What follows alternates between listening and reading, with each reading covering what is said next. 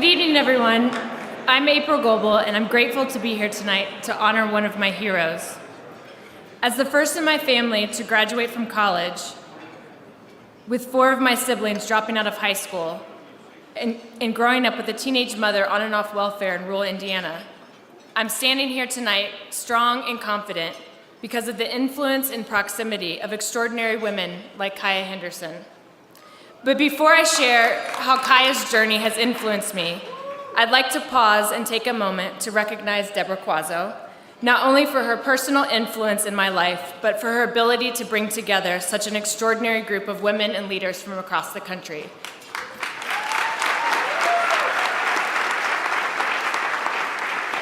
So back to Kaya. I first met Kaya Henderson in 1998 in Washington, D.C., my first year of teaching, when Kaya was the executive director of Teach for America. I can still remember Kaya standing in the principal's office at my placement school in Southeast D.C., Shad Elementary. A month before Kaya's visit, student records were burned in the parking lot, students were placed in the wrong grades, and the entire teaching staff and administration were fired. Our school was in complete chaos. Kaya was there as an advocate for our children and was there to demand change. She was fierce, she was bold, she was persistent, she was someone that I wanted to be like. Over the years, I would admire Kaya's impact on the children in DC.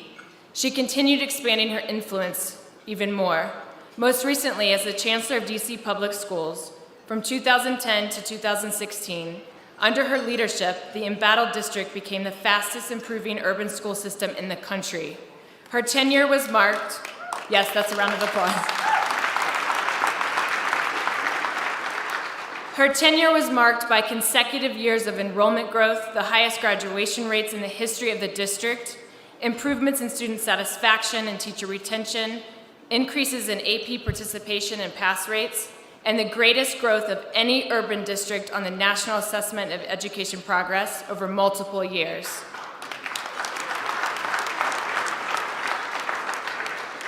In addition to all of the other accolades we've heard tonight, for me personally, the one that stands out the most is the impact that Kaya had on the community where I began my teaching career. 20 years ago, there was not a path to and through college for the children that I was serving. But this past year, 100% of Ballew's senior class applied to college, the same community where I was teaching where the chaos was the norm. This took years of service, dedication, the vision of an innovative leader to create that type of change, both on a school and a district level. And rest assured, if anyone thinks that Kaya Henderson has taken a break, her volunteer work is incredible. And I'm going to read all of this here. She's actively involved in a number of community and professional organizations, including the Aspen Board of Trustees, College Board of Trustees, Executive Committee of the Council of Great City Schools, International Women's Foundation, the Chair of the Board of Education Leaders of Color, EDLOC, Georgetown University Board of Trustees, the Pahara Aspen Fellowship, the Nevada Leadership Institute, one of my favorites in Chicago, the Surge Institute Board of Directors, Ed Navigator Board of Directors, Teach for All Global Advisory Council, and the John F. Kennedy Center Board of Trustees. At the end of my commitment in the Corps, Kaya stood in front of the DC Corps and gave me an award called the Cartier Award for Excellence in Teaching and Community Engagement. So tonight, it is very full circle for me to pay tribute to a truly remarkable woman. Thank you, Kaya, for teaching me how to lead from an authentic place. The world is truly better because of your love for the communities you served. Kaya, congratulations on receiving the Innovator of Color Award. Would you please stand in recognition and deep gratitude?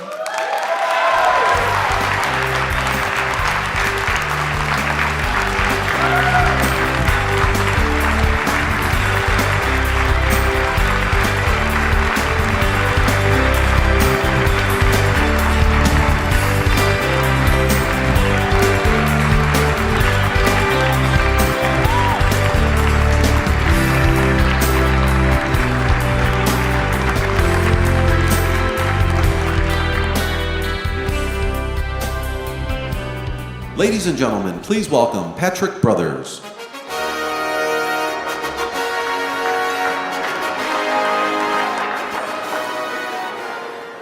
Good evening and welcome.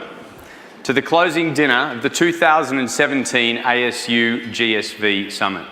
My name is Patrick Brothers and I'm the CEO of Navitas Ventures. This year, we're presenting Global Silicon Alley and a proud partner of the summit. I'd like to thank you all for joining us this evening, and I don't know about you, but what has been an incredibly intense 3 days.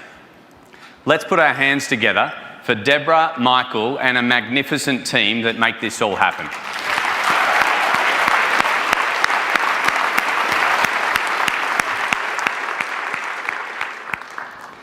I hope you all saw Navitas's global landscape of 5,000, soon 30,000 companies shaping the future of education and talent. But I'm sure you all watched many of the 7-minute pitches from over 300 companies who made up Global Silicon Alley this year. So without further ado, it's my privilege to announce this year's 3 winners. Stellar Employ, Wiser, and MathSpace.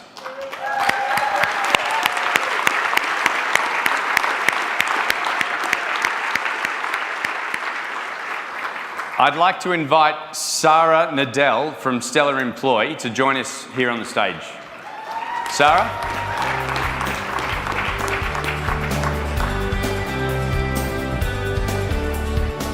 Great.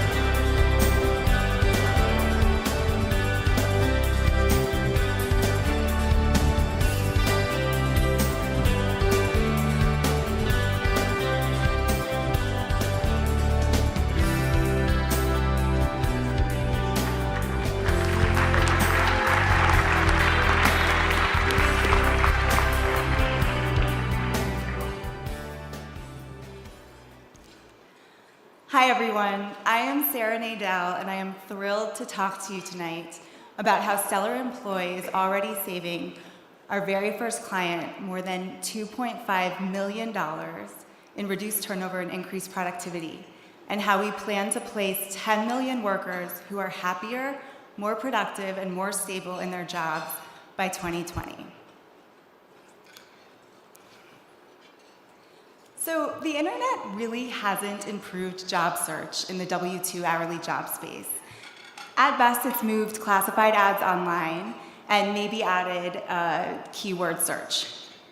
At Stellar Employ, we believe that there's a place for everyone, and everyone is good at something. And we call ourselves a job discovery platform. We connect people in the W-2 hourly job space to the jobs where they're most likely to excel based on a proprietary, preference-based machine learning algorithm.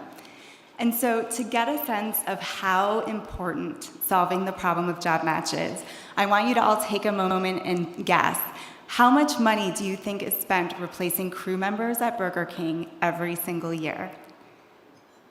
And while you think about that, I'll just point out you're going to be hearing a lot about Burger King tonight because one of their franchisees was our very first client. So if you guessed $1 billion, you would have been correct. And that's due to surprisingly high turnover, a surprisingly high cost of replacement, and the very high number of workers in crew positions at Burger King. And Burger King is not alone. It represents less than 1% of the W-2 hourly job market in the United States. And so when we look at fast food, retail, call centers, and distribution, at Stellar Employ's current price point, we're looking at a $1.6 billion opportunity. And that doesn't even include other hourly jobs in the US or international opportunities. And we've already demonstrated our product in Peru and in Nigeria. So why is this such a big problem? What's going wrong? Well, in the current job market, hourly job seekers are spreading their resumes or their applications far and wide, and employers are getting inundated with applications that really don't have a whole lot of information. When you're filling a job that doesn't require a particular education or a particular work skill, you really don't know what to base it on. And so it takes an average of 5 phone calls just to get a job seeker on the phone. Employers typically hire the first person who's above the bar who can work the shift they're trying to fill. Job seekers take the first job they get. This is really not successful matching. It's essentially random. And so what I want to convince you of tonight is that there is an opportunity to connect people to the jobs where they're most likely to do well, using real information about those job seekers. And that's where we come in. Stellar Employee is based on something called the ERI, the effort reward imbalance. And it's actually pretty basic when you think about it. It says that different types of people experience different types of effort differently, and different types of people experience different types of rewards differently. Your ideal job is relatively low effort and relatively high reward, and you and I are different, so our ideal jobs are different. Now, we've been able to use this to get down to a level of granularity that might be surprising. So Burger King and Domino's, which are both clients of ours, look for actually their ideal employees are really different. At Burger King, an ideal employee is an inveterate multitasker. And if you've been to a Burger King recently, you would know that. There's a really big menu list, and it takes an average of 3 to 4 people to fill every order. At Domino's, the ideal employee is actually an attention to detail person, which also makes sense if you've been to a Domino's recently. It's mostly about getting the toppings correct, and it takes 1 to 2 people to fill every order. So now job seekers can go from saying, well, I'm a fast food person, to I'm a Domino's person, or I'm a Burger King person. And so here's how it works in practice. Job seekers come to our website, they answer 15 minutes of questions about themselves, and we can give them a list of jobs where they are most likely to succeed. Employers trust us to schedule interviews for them right off the bat, and frontline managers set aside 1 to 2 hours every single week to interview our candidates. Meanwhile, their supervisors and directors can track and reward best hiring practices. Now, on the job seeker side, they use our platform for free, and they benefit through more stable job placements and quicker job placements and increased productivity, which we've already seen examples of employers paying more because we're giving them better workers. And we are very proud to say that we believe that in 2017 we'll have generated more than $200,000 in additional income just for our placements in Q1 of this year. Thank you. And on the employer side, I'll just walk you through the ROI of our very first client. So this is Cambridge Franchise Holdings. They're a 120 Burger King franchisee based out of Memphis, Tennessee. And when they came to us, they were spending $8.5 million dealing with turnover every single year. We charged them $110,000 annually, and they're expecting to see a $2.5 million savings in a 30 percentage point reduction in turnover this year. We've already demonstrated the reduction in turnover. Additionally, they're expecting to see about $500,000 in increased productivity. So Burger King estimates that every 1 second improvement in speed of service generates about $450 in additional sales every single month. And we've seen up to a 7-second improvement in speed of service in many of those locations. So it's not a surprise that we're seeing the number of placements and the amount of logging in increasing every single week. And our users really like us. So my favorite is Toju, who said, "I can't believe we haven't been doing it this way all along." We started with a focus on fast food, and we're currently operational in 150 locations, but we also service cleaning services, distribution centers, and we're just about to begin with our first call center. And so over the next 18 months, look for a real improvement in the unit economics of the product. We currently get about $900 per year for every fast food location. I'll focus on that, of which $300 is operating profit. By the end of 2018, we'll have increased our price due to additional add-ons in services, and we'll have automated much of our communication with employers and with applicants. So we'll be getting $1,200 in revenue, of which we expect about $1,000 to be operating profit. We really think we've hit the nail on the head with the hourly job market, and we see exit opportunities with existing job market platforms, strategic investors, or tech companies which are getting into the hourly job space, and we very much believe that we have the team to do it. I came up with the concept of Stellar Employee while I was completing my PhD at Harvard University. My background is in behavioral science, statistical analysis, and the economics of poverty alleviation. Carlos Montoya, our VP of Product, has more than 20 years of experience building and managing development teams. And Irene Chung, our VP of Product, is the MBA of the crew. She also has consulting experience, app development experience, and executive headhunting experience. We've done all of this with just 3 full-time employees, but we have a lot of very supportive advisors. Henry Delouvrier's background is as a product and strategy manager at ZocDoc, and Tom Berry, our very first investor, through his company Zephyr Management, has made a fortune investing in products geared at the bottom of the pyramid populations. Thank you so much for listening. It was a joy to talk to you about the product.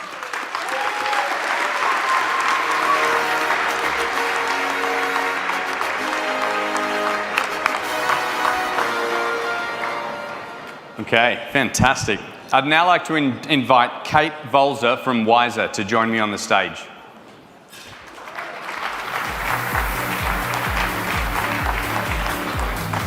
Thank you.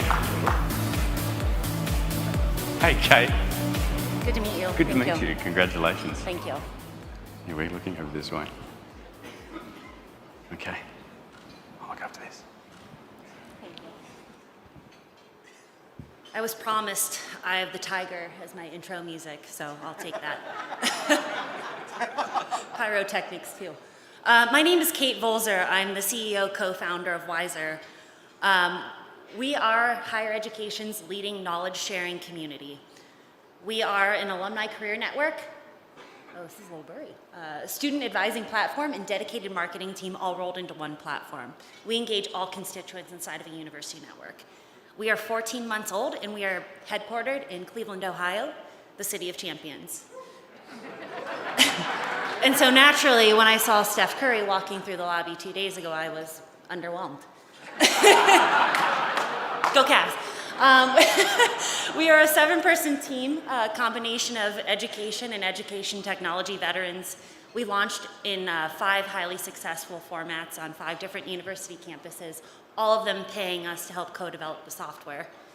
We have, well now actually, since submitting this, we have over $2 million in active pipe, and then we also have over 100 opportunities. And I am so proud to say that I'm here today not raising money. These are some of the these are the logos of the campuses that we did partner with. We started out as a mentorship platform, but quickly realized that we were onto something more. And we grew into a true community, sharing, making alumni available for students like me, first generation kids that just didn't really know what was out there for them. So we make it easy for our users to opt in via a mobile optimized platform. We use social authentication to populate profiles in under 60 seconds. We also pre-verify entire alumni directories so that if you are part of the community, your institution should know that you're actually part of the community and you're immediately welcomed into the platform. We make it easier for students who don't know what they want, so marketing is not like Mad Men, as it turns out. And the marketing that my mom did for her spa salon was quite different than the marketing that I hope to do and currently do at Wiser. So finding alumni profiles, teaching students how to ask for help, removing as many barriers as possible. So this is a screenshot of our agenda builder, which is configurable by the institution. So if you are a STEM school, you can say, let's talk about, science, math, very techie things. One of our clients is a very religious institution, and one of their topics of conversation is actually relocating to a new city and finding a place of worship.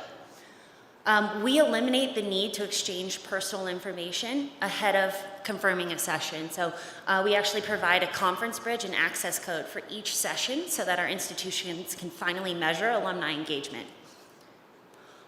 All of this data we're capturing, time-stamped everything, and we put it into real-time dashboards. This is a real dashboard for Case Western Reserve University. We actually provide kind of sub-dashboards for other constituents inside of an institution. We actually work with 3 alumni associations at Case Western in helping them to unify their data transfer. We've had rapid traction out of the gate, and it has really been incredible to have true partners in the process. And I think we did the right thing by pausing to take 6 months to work with all of these campuses to do right by them and build their communities. So inside of 6 weeks, we had over 2,000 members inside of the Case Western Reserve Network. The University of Chicago, my alma mater, has recently upgraded to include all of their graduate programs, including the professional degree programs. Cedarville University and Case Western Reserve have actually made us an academic requirement. So career services becoming a requirement in the classroom. Denison University and Oberlin they've seen so much success with us that they're in the place of kind of letting go of another software platform, which Wiser now fills the gap for. Overall, we've increased alumni engagement by 300% across all of our constituents. We have a growing pipeline. Our average deal size is $20,000. Again, the total pipe is now over $2 million. My sales team crushes it. They're watching it. Good job, guys. Keep up the good work. Hit the phones tomorrow morning. We're skipping the meeting. We have over 100 opportunities in pipe, and those are some of the logos in the bottom right corner that we're actively implementing. A CEO is nothing without their team, and I am so proud to have these co-founders as mentors and peers. John, Chris, and I are the perfect combination of hustler, hipster, and hacker in that order. I don't consider myself a hipster. John up front is the hipster. My background, I worked in higher education for 5 years in a combination of admissions and career services. So I did have the opportunity to live the real pain that some of our colleagues in the career services offices did, navigating LinkedIn, static alumni directories in order to help students. I met John Kniffick when he was the CEO, co-founder of Decision Desk, and that's where I learned about software. Sorry for having you teach me about databases. It's working now.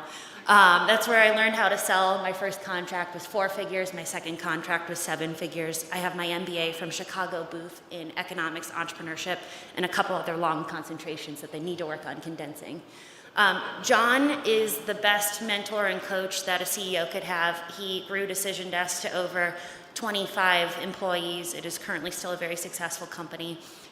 He raised over $7 million in kind of traditional venture and then non-traditional funding. He was the entrepreneur in residence at Oberlin. Chris Ciccarello is our CTO. Man, he's incredible. He has built consumer-grade SaaS products in the past, which is, I think, something that higher ed has been lacking. So I'm very proud to have our high-quality software that we do have. He also has experience managing and leading a large team of software developers. Again, we are not raising money, but our round was led by the North Coast Angel Fund and Jumpstart Ventures, which are both Cleveland-based funds. Some angels in the education technology space, Jason Palmer, Raj Kaji, Investor Ventures based out of Chicago. Assuming we continue on the trajectory that we're on right now, we will explore a Series A in early 2018. Thank you.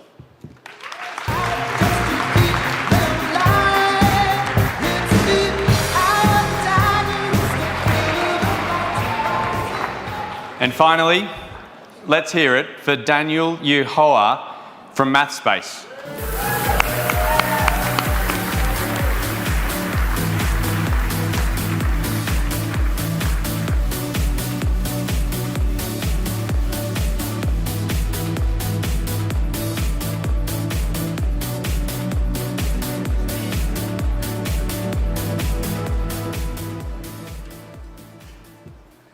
Good evening, everyone.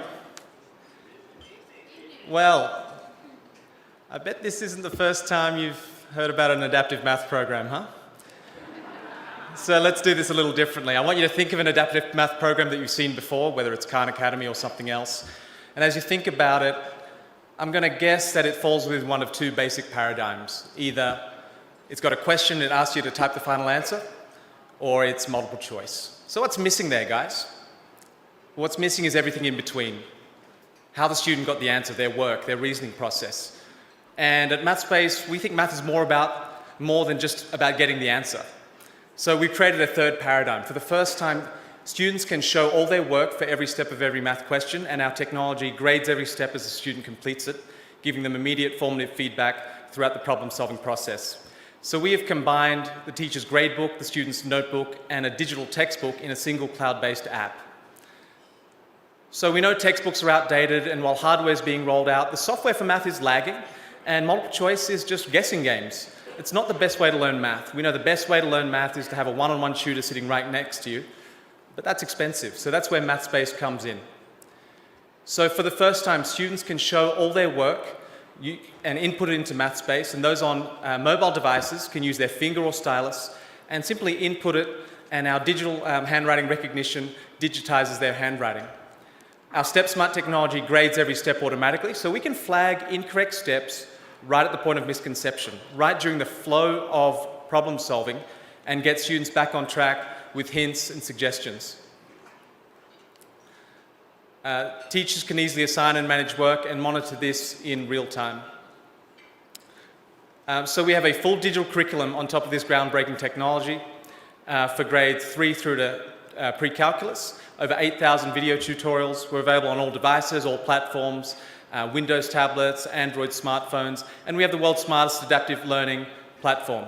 Why is that? Because we collect more data than any other program. We collect data at every step of every question. So we know more about students, and we can use that insight to give them a more personalized path through the curriculum. And we have all the gamification, widgets, and project-based learning that make this an all-in-one digital resource.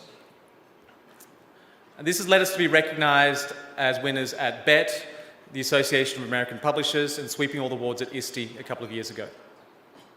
So our business model, we focus on 3 segments: K-12, higher education, and the consumer market. So in K-12, we continue to grow our traction in the US and in our home market of Australia. And earlier this year, we were adopted by Hong Kong as their only digital math program after an international tender. This is a big feather in our cap, because as you probably know, Hong Kong rates second behind Singapore for math scores. In higher education, we've partnered with Pearson and their flagship digital franchise, My Math Lab. So 5 million students in community colleges and higher ed now have access to MathSpace. Again, this is a huge vote of confidence in our team, in our technology, and our ability to execute large-scale partnerships. I want to tell you about our consumer model. Earlier this month, we announced a partnership with Australia's second largest bank, Westpac. And we announced that every student in Australia now has access to MathSpace for free. This is a huge deal. And Westpac announced this on the occasion of their 200th birthday as a gift to the nation. And together we want to start a national conversation about the importance of numeracy skills for Australian students. Now, on top of that, parents can buy our premium offering as a home tutor. And they pay $10 a week instead of $50 an hour. But here's the catch. If their child completes their 3 assignments per week, we refund the $10 right into their Westpac bank account. So it's free if you use it. You can see this is a hugely disruptive model for online and offline tutoring. We've created a financial incentive for parents and students to get better at math. So we're looking for strategic partners to help bring this consumer model to the US and internationally. We know the market's huge, and I always fixate on the smallest number on this slide. $20 is what it costs an Indian student to buy the Akash 2 tablet. So we know the world's moving to digital and moving to mobile. That's where we've built MathSpace. The team has shown over the last 7 years an ability to innovate and execute on really challenging problems across tech, engineering, content, sales, partnerships, and business models. So who's our biggest competitor? Is it A? Is it B? Is it C, D, E, F? Well, what they all have in common is this is how they ask their questions. Multiple choice guessing games. We all know multiple choice is not the best way to learn math, and it's completely inadequate as you get to the more rigorous middle and high school math. So our philosophy at MathSpace is simple. How you get your answer is more important than what the final answer is. Because how you get your answer, that's where the learning's happening. That's the reasoning process. So naturally, we think that's where you should get your feedback, and not just at the end of the question. So to finish, we've been called the Holy Grail of math because we've solved 3 very difficult problems in a single program. First, the ability for students to show their work and get feedback throughout that process, no matter how they solve that problem. Secondly, handwriting recognition, creating a fluid, pencil and paper-like environment. And finally, the world's smartest adaptive learning engine, taking all of that data to really give precision pedagogy for every student. So I'd like to thank you here at MathSpace. We believe every student can excel at mathematics with the right help at the right time, and our mission is to be the right help at the right time for every student. Thank you very much.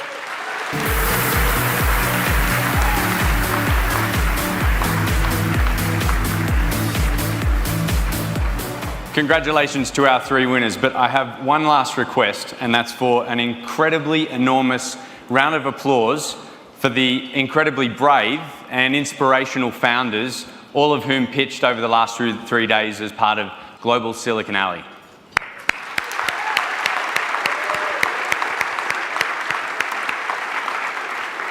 That's all for now, ladies and gentlemen. Please enjoy the evening. Thank you.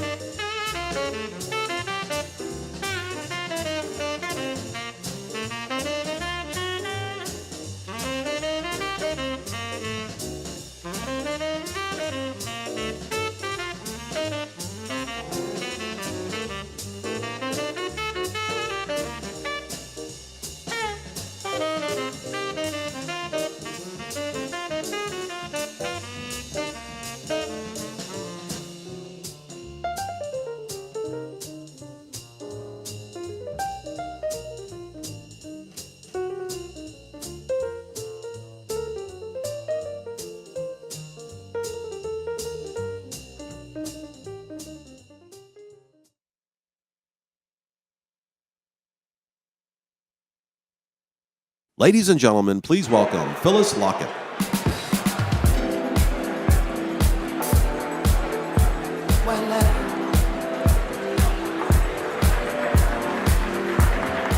Good evening. Good evening, everyone. I was taught that the world has a lot of problems, but that I could struggle and change them. That intellectual and material gifts brought the privilege and responsibility of sharing with others less fortunate. And that service is the rent each of us pays for living. It's the very purpose of life, not something you do in your spare time or after you've reached your personal goals. These are the words and mantra that this year's Lifetime Achievement Award recipient has used to define her life and ultimately impact millions of children across our country. Marian Wright Edelman has been an advocate for disadvantaged Americans her entire life, a true champion of the civil rights movement.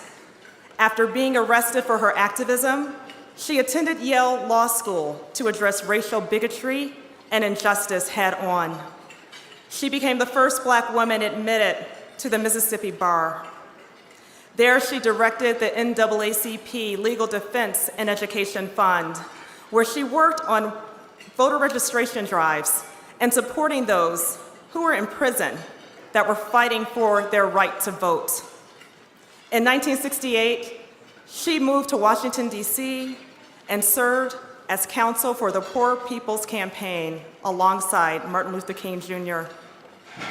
As founder and president of the Children's Defense Fund, she has worked tirelessly, speaking truth to power, to persuade Congress to overhaul foster care, support adoption, improve child care, and to protect children who are disabled, homeless, abused, and neglected.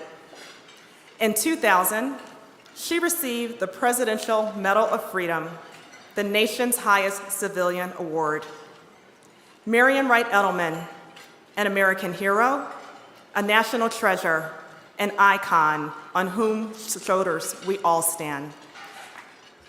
Please join me in watching this video of this remarkable woman.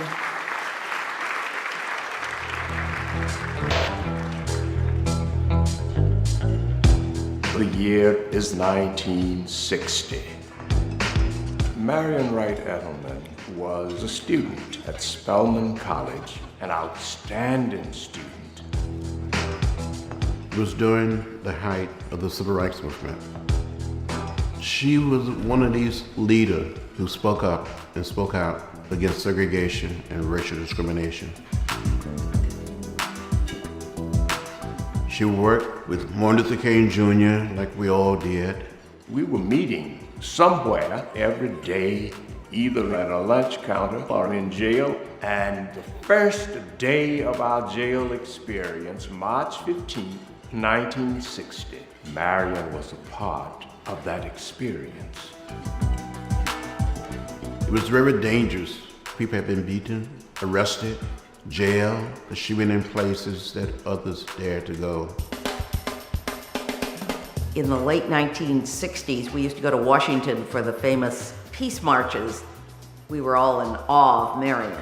I met Marian in 1967. I was working for Senator Robert Kennedy. We went to Mississippi because there was a big fight going on about the future of the Head Start program. Marian Edelman had been an attorney at that time with the Legal Defense Fund and had taken Senator Kennedy and others on a tour to see hunger in real life and translated that into a national problem and received national attention. That really sparked the origin and the development of the Children's Defense Fund as a follow-up to the civil rights era and a focus on children specifically. She founded the Children's Defense Fund. It became her baby. Education is a critical part of our mission because we really see it as a continuation of children's civil rights. And if in fact children are going to thrive in school and thrive in the education realm, we've got to ensure that they're healthy. You can't learn if you haven't eaten breakfast or lunch. You can't learn if you live in an abusive situation. You can't learn if you don't have good health care. So Marian thinks about the totality of all the social elements that have to be in place for young people to learn, but also to have all the opportunities that every other child has. Marian grew up in a small town in South Carolina, totally segregated. That is what drove her. Her parents were absolutely determined that all 5 of the children in the family would go to college, and of course that was the bridge out.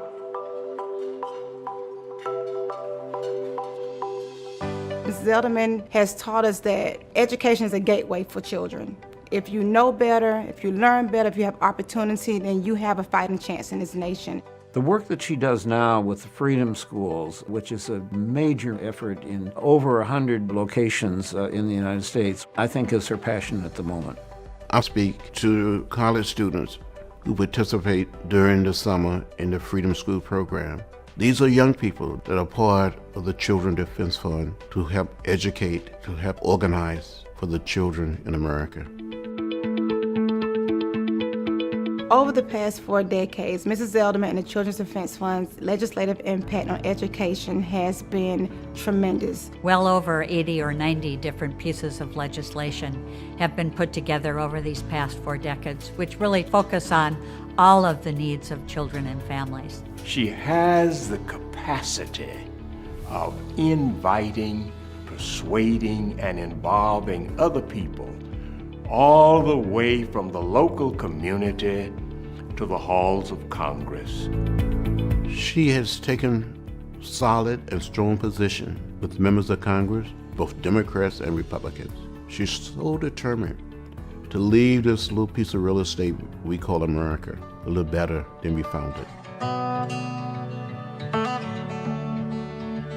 If you have a conscience, you cannot help but be touched by the kind of commitment she has made and the kind of commitment she calls us to be engaged in, to see every child as our child. She takes you in and teaches you, but it's really the fire that she brings to everyone she meets that is infectious. She's been that persistent moral voice and keeps us on track in terms of recognizing that we can't give up. There's a cadre of people all over America, in every corner of our country, that follow her leadership, her vision. The legacy of Marion Wright Edelman, I think, will be on that short dash between 2 dates, birth date and date of transition. She made a difference. Congratulations, Marion, and thank you for your commitment. If there's anyone in America that should be honored the way she's been honored, it is her. Marion deserves the Lifetime Achievement Award because she's never quit. Best wishes and much love. Congratulations, Mrs. Zelderman, for this award. Thank you for all you do for children. Congratulations, Marion. I am so proud of you.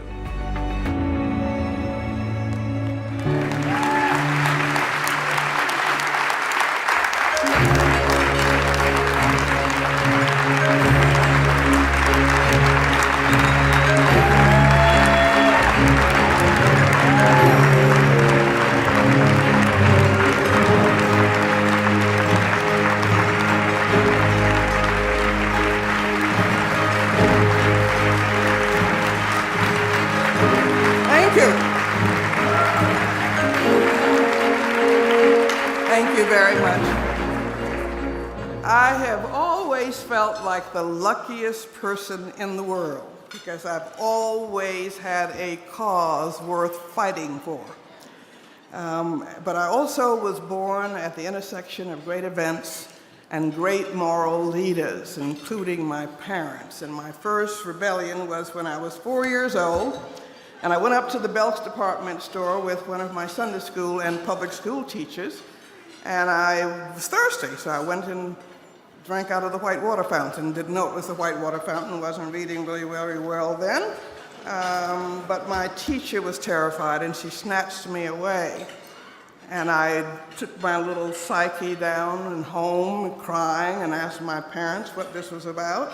But they made it clear that it wasn't about me, it was about the society in which we live, but that we could, when you grow up, you can help change it. Well, I started right then because I began to sneak up to the department stores and others with black and white water fountains, and I would switch the signs so that, and that was one way of getting back. But I was also very lucky in that I always had great role models, people who didn't have a whole lot of money, but who showed by the grace of their lives their loves of children and shared what little they had. And I had great parents who always made clear that if we saw something we didn't like or a problem, that we could do something about it. Don't ask why somebody doesn't do something, ask why you don't do something. And I still think of my parents, and every time I attacked a new issue, but I was so lucky. Then I went off to Spelman College, and chapel was compulsory. And I rebelled, except that you would lose your quality points and grade point average, so I began to have to go. But the greatest speakers in America came through that chapel, from Dr. King to Dr. Benjamin E. Mays, his mentor. And Spelman gave me a whole new view of the ways in which I could make a difference. And I'm so grateful for that. And I often ask today, who are our 10 moral leaders in America? Who is Father Ted Hesburgh in higher education? You know, who is our person, Phil Hart or Wayne Morris, or the moral voices in bipartisan ways in the Congress? But again, having been exposed to people who didn't say, why doesn't somebody do something, why don't I do something? And as a child, I was very moved by that. And so when people ask me why I do what I do what I do because my parents did what they did, my community elders did what they did, and because they instilled a sense of justice and efficacy in me from the very beginning. And I'm very grateful, and I'm very grateful for this award. And I'm very grateful to be here with Kaya. She's just a rock star.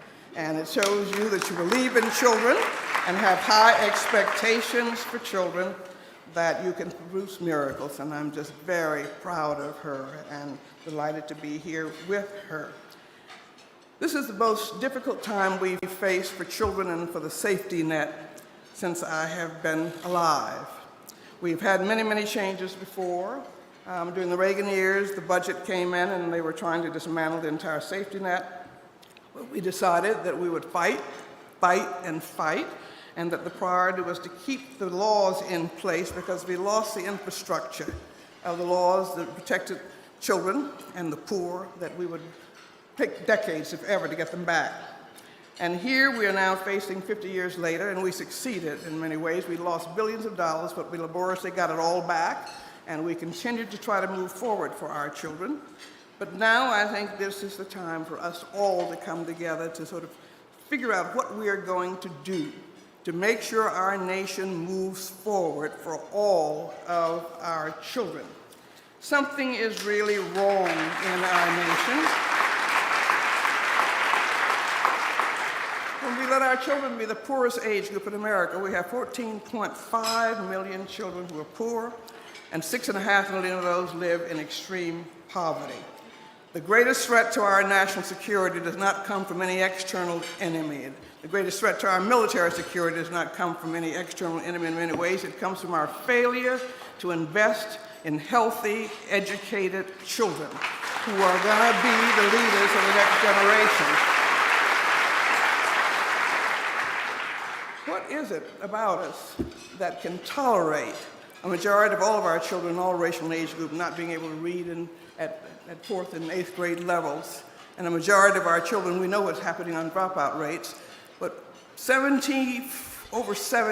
majority of all of our children, all racial groups, cannot read or compute, but over 70% of our Latino children and nearly 80% of our black children in 4th and 8th grade cannot read or compute at grade level. That's sentencing a child to economic and social death. We can do better than that. 70% of our 17 to 24-year-olds cannot get in the military because they cannot read adequately. They have undiagnosed or untreated health problems. Who's going to be our military? Who's going to be representing us in this ever-increasing world? So we should be doing what is right for our children, but we better do it if it's in our self-interest to do, and do what is going to prepare this country to continue to lead the world, and to be competitive in the world. And I just want to make a very singular plea tonight, is that we should end child poverty in America, that we should turn the threat to the safety net and resist it, but by resisting it, we should put forward the proposals that we know are going to lead us forward and end the blight of child poverty in this country. It is a disgrace that 14.5 million children are poor and 6.5 million are extremely poor. And we cannot afford child poverty. We had Bob Solow, the Nobel laureate from MIT, do a cost of child poverty study for us. And he says that keeping 14.5 million children in poverty cost our nation about $500 billion every year, $500 billion in a year in foregone productivity and prison costs and dropouts. We can't afford to continue to do that. And we have this cradle to prison pipeline that we have got to break up. We are spending on average in our states 3 times more per prisoner than for public school pupil. That is about the dumbest investment policy you could have. It's time for us to end. And we know what to do. And we have made significant progress over the last almost 50 years that the Children's Defense Fund has been in existence. It is all at risk, but I'll just tell you, we are not going to go backwards. I don't know what we're going to do, but we're going to move forward. I'm not going to let my grandchildren fight these same battles again. And each of us must stand up and make sure that we continue to move forward. It is unworthy of us as a nation to let our children be the poorest group of citizens, and the younger they are, the poorer they are. We need a high-quality early childhood system in place so that children are ready for school. We now have 95% of all children covered by CHIP and Medicaid. It's on the chopping block. We must not let those programs be dismantled. We must move forward, but we need the voices of powerful people like you. And your children, there's no place to hide anymore. We're going to have to walk down the streets with those other people's children. And we all need to begin to give everybody a sense of hope, a sense that they are being cared for, and a sense of a future, and a sense of efficacy. And we can do that if we are going to have to do that, if we are going to move forward as a nation. Dietrich Bonhoeffer, the great German Protestant theologian, said that I think we all know about him, he died opposing Hitler's Holocaust. But he said that the test of morality, and I would add the common sense of a society, is how it treats its children.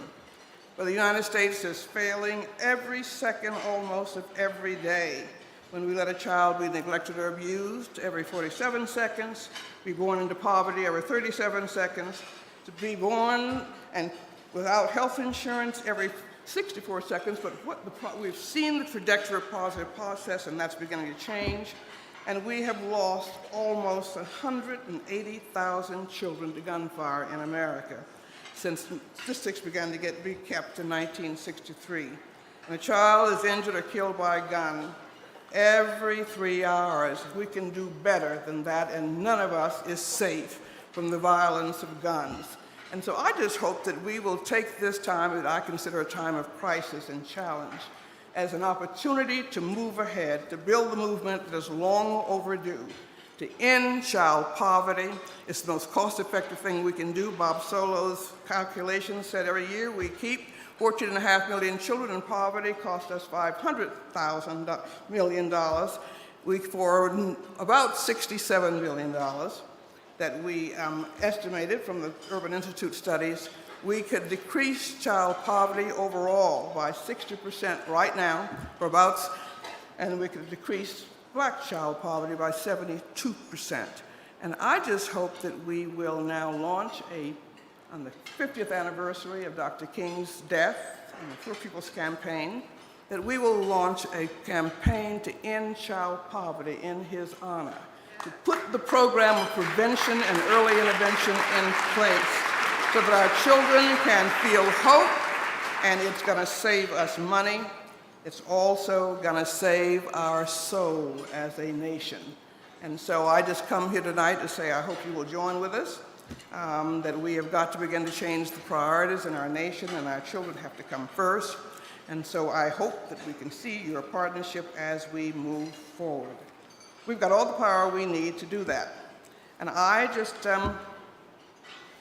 want to repeat what Albert Camus said a long time ago, And he was speaking to a group of Catholics at a Dominican monastery in 1948, and he said that perhaps we cannot prevent this world from being a world in which children are tortured, but we can reduce the number of tortured children.